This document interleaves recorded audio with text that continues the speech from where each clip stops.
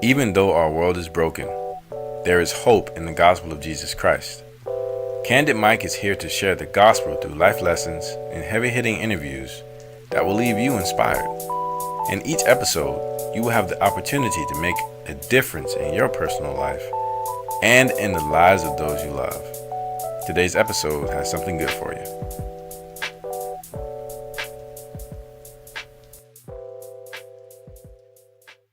Good morning, everybody, and welcome back to Candid Mike. I am Mitchell Lavender, your host. If this is your first time tuning in with us, a big welcome. Thanks for listening. I wanted to update you guys on a couple of things. This past weekend, my wife and I went over to Thomasville, Georgia, and stopped by the Jack Headley Black History Museum. And we must say, we thought that we were going to go and stay for an hour or two, but we realized that he has collected so much history that we honestly probably need about 3 or 4 days just to look through it all. It was amazing, and we learned some amazing facts and got to see so many different pieces of history that were just so moving and touching. It was sobering for me. It was just a overall huge experience, and it's almost like, yeah, it was exactly like this. It's like you just walk back in time. I learned about Misty Copeland and Dr. Mae Jemison, who was the first black female astronaut. Just all these different pieces of history that I had no idea about. It was pretty neat. And I always enjoy museums. This is my first time going to a Black History Museum and just looking around, and it felt like I was getting in low parts of my own past. It was a pretty cool experience. We really enjoyed it. And I definitely recommend checking it out if you're ever in Thomasville, Georgia. Swing on through. Jack is awesome. He tells so many different stories of his life and how he grew up. And he grew up on Pebble Hills Plantation, and how they treated him there, and how they, one of the ladies there actually funded a few of his brothers and sisters to go to college, full ride. So lots of eye-opening facts and new information for myself and my wife. We really enjoyed it. And then we got to stop by this beautiful restaurant called Soho, and we had one of our favorite dishes, which is shrimp and grits. Oh man, we love us some shrimp and grits, and I think so far this is one of the top 2 or top 3 that we've had. So it was a fun weekend. Life is going great right now. We are doing well. Our families are doing well. Our ministry is doing well. Everybody is growing and maturing in discipleship and really fighting for relationships and fighting to help the lost people in our lives get to know God and share the gospel with them. It's a joy and a blessing to watch and to witness, and I'm just so thankful for each of them. They have such a special place in my heart, and it means so much to me and my wife, and we are just eternally grateful to be able to serve in God's kingdom the way that we do. All right, so we're talking about being grateful today. And do you know any person that does not want to be more grateful? Have you ever had anybody come up to you and say, I don't want more gratitude in my life? Hopefully the answer is no. I couldn't think of anybody when I thought about this question in my own life. Most of the people I talk to and everybody that I know personally, they want to be more grateful. They want to be full of more appreciation. There's a quote: dogs live by gratitude. It may take you a second to get that, but I know you've walked into your home or your friend's home before, and their dog greets you and licks you and jumps all over you and keeps licking you and just doesn't stop licking you. And then you walk right outside, and then you turn right back in, and it's the same thing all over again. They just are so happy to see you, and they come right back to you with the same appreciation. Their appreciation never goes away, right? That's what dogs are known for. They give the best greetings ever because they're always so grateful. So when you hear dogs live by gratitude, hopefully that makes a bit more sense now when you think of either your dog or a friend's dog, or the way that dogs greet you and just want to be with you, want to be around you, want to be pet by you. Wouldn't it be nice to live in such a way that no matter what, your appreciation for God, for your life, for your relationships, even just for your day. Wouldn't it be nice to live in such a way where your appreciation for those things never went away? We all want to live free of our circumstances, above the happenings in our world, subject to nothing. Nothing. We don't want to be subject to anything that surrounds us, and we want to be held firmly by what fills us up. Love, relationships, life, right? But then there's reality, or at least perceived reality. Pain, suffering, death, illness, violence, domestic abuse, trauma, rape, same-sex attraction, manipulation, etc. You name it. And it's a part of our lives because we're human. Last year, I remember the phone call that I got, and they had me convinced that my dad was kidnapped for 2.5 to 3 hours. It was traumatic. It was scary. Hindsight is always 20/20. But in the moment, it was very hard to be grateful because I thought that my father was going to die, and I ended up losing $1,200.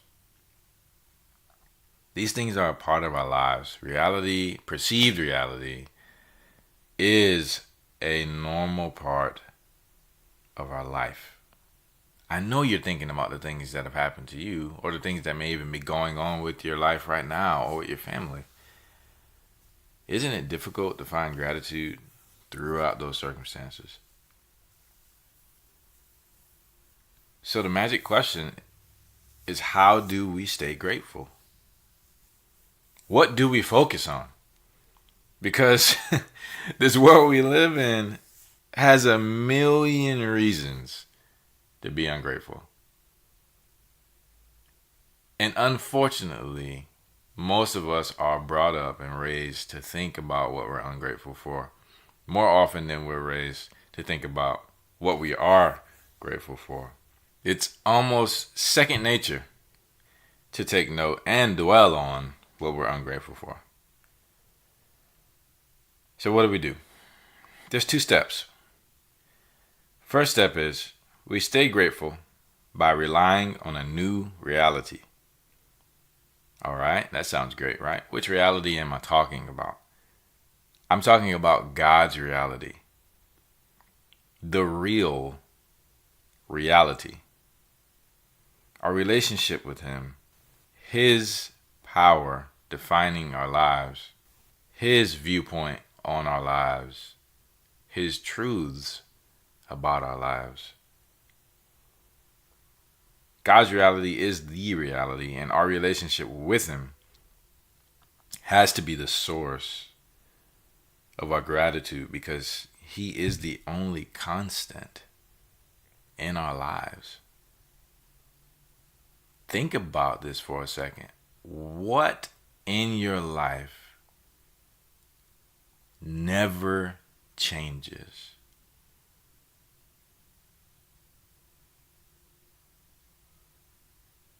Relationships change. Marriages change. Your children change. Your job changes. Your desires change. Your dreams change. You change. Your mind changes. Your heart changes. Your health changes. Your body changes. And change is good. For us, change is an indication that we are either becoming worse, unfortunately, or it's hope that we can become better.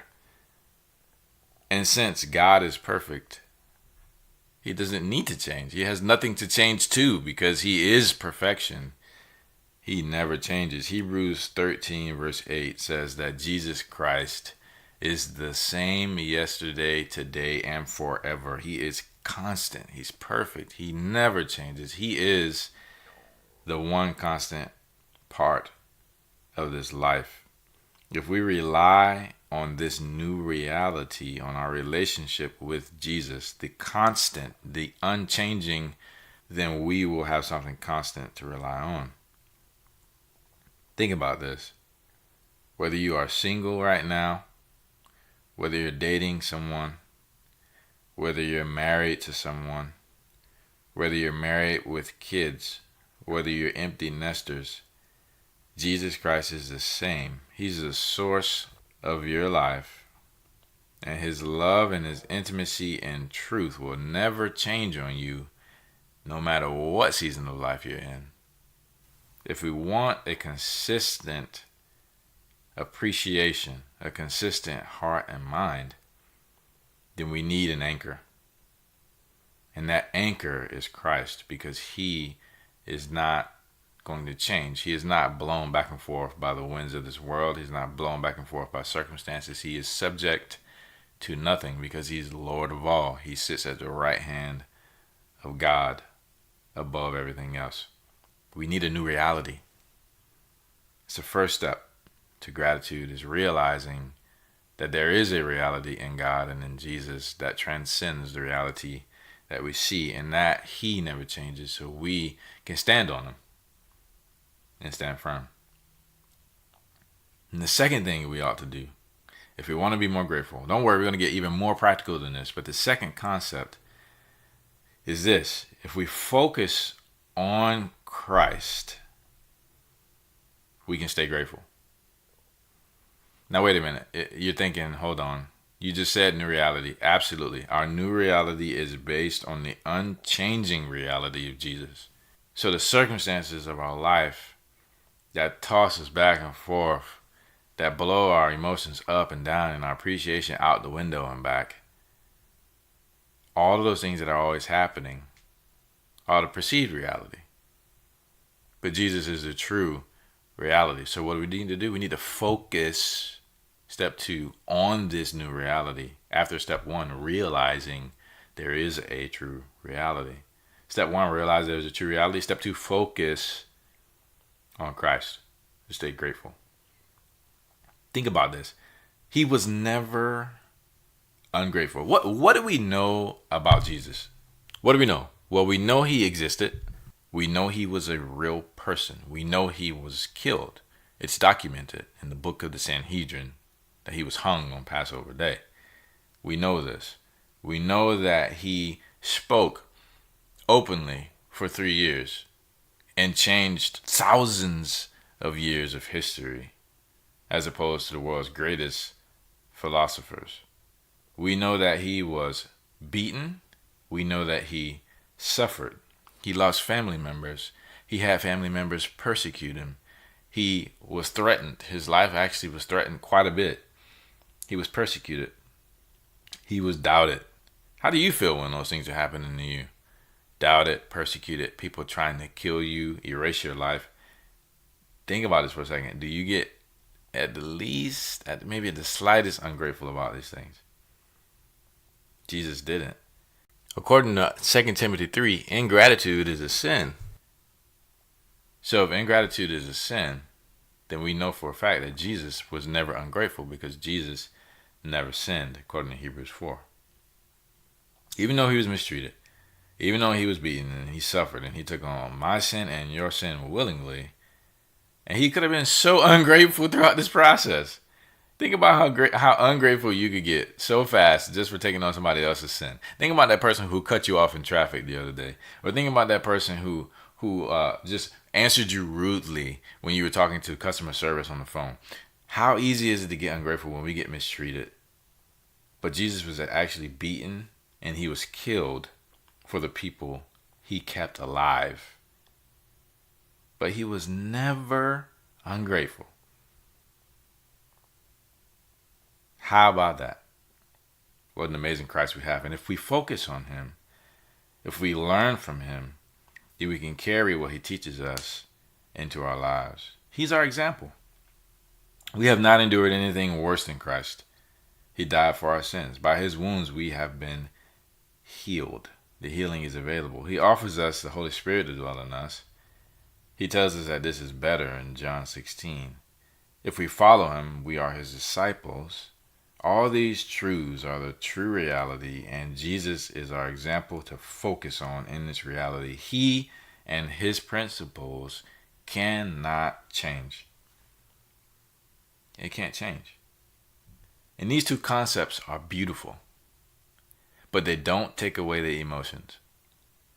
You may be hearing this and you may be thinking, you know what? I get it in my head, but my heart is not there. That I can relate to. But let's keep moving forward before we get deeper into that. Since he and his principles cannot change, this means no matter what the world throws at you, no matter what circumstances happen, your appreciation, your security, and your peace can be in him. And it will be as immeasurable as your faith is in him. Our gratitude is always available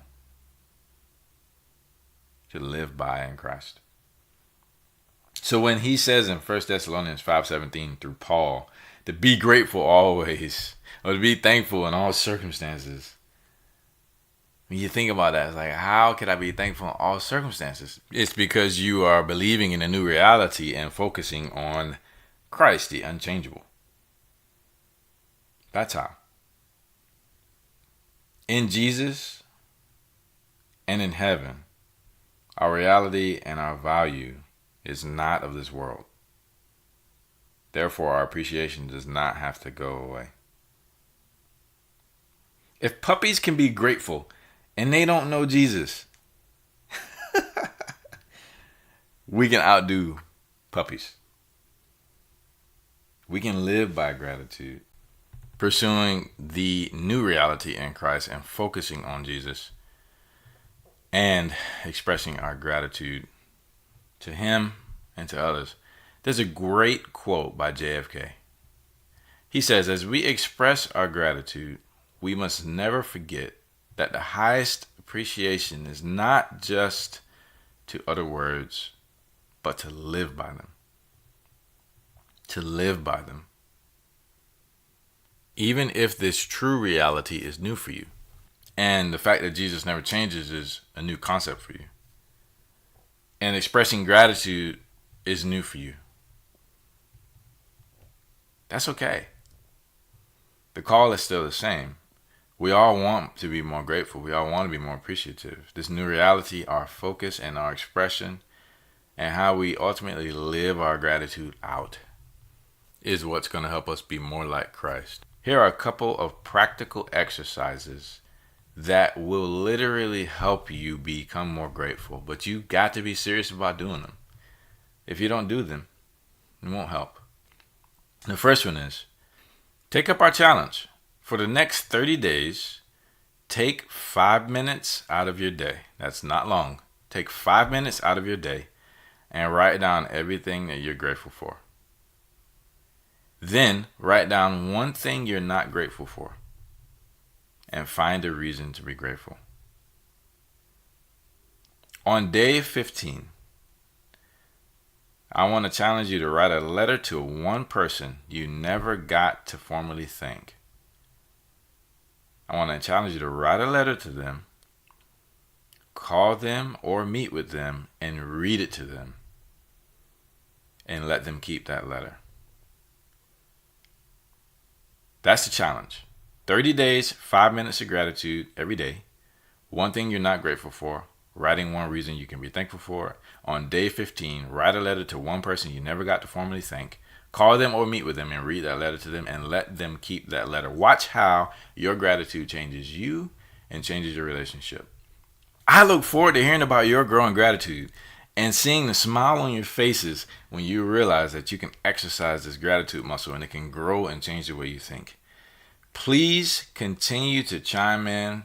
Leave us a comment on our Instagram post under episode 28. Look for the puppy. And please follow us on Instagram at Candid Mike Podcast. Thanks for listening. I hope this episode has encouraged you and that you live more full of gratitude. Until next time. Thank you for listening to Candid Mike, where we share life and ministry principles to inspire transformation and ministry development. Each episode is a joy for us to record, and we are so thankful that you tune in to listen to us. A big thanks to Steezy Prime for our show music, which you can find more of his music on SoundCloud at Steezy Prime. Please stay tuned for our next episode and follow us on Instagram at Candid Mike Podcast. Thank you. Until next time.